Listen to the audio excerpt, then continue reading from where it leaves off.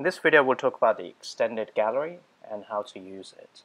So extended gallery is like this, where you can bring back whole heaps of text and some avatar images along with scroll bars where you can scroll across the different records. You can either do that from Salesforce or static.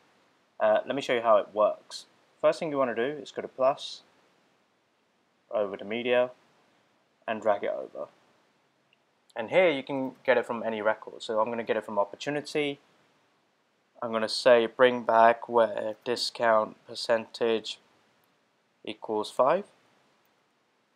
You can set any conditions you like. And then here where you go to work. So title can be, let's say, name of the opportunity. Your button can be anything again. So I'm just going to give it an amount. And then here's your image. You can set up an image, and this can be any type of image. So for me, this will be, I don't know, I can just bring back anything really. So I will go for full screen image. Username can be the primary contact. Again, you can cross-reference it. And then avatar, I have an avatar image. Let me just quickly apply that because I need to actually run a quick cache here. Let's refresh the cache a little bit.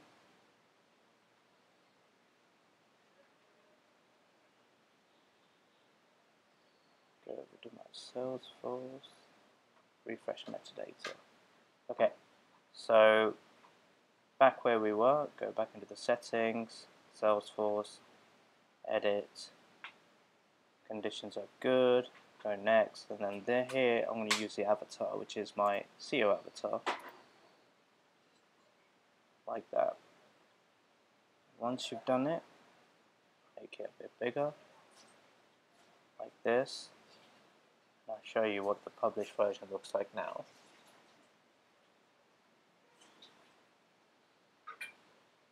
Go ahead and refresh. It's going to dynamically load from Salesforce.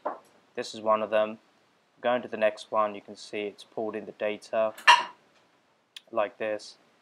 Going to the next one, again, it's pulled in the data like this. Now, obviously in this case the text is overlapping, so you need to be aware of the size of your image. Like this one's okay, but that's pretty much how you do it really. That's how you bring it all back. And again, you can really play around with all the settings in here directly. So if we go back to mapping,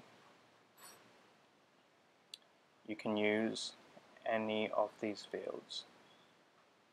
And if you click apply, save, publish,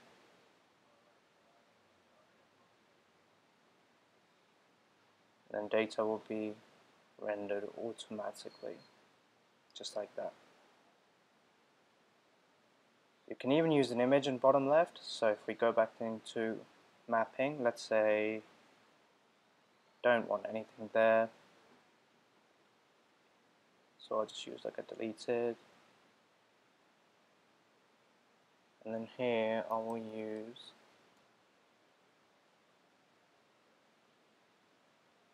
again. Let's see what this looks like.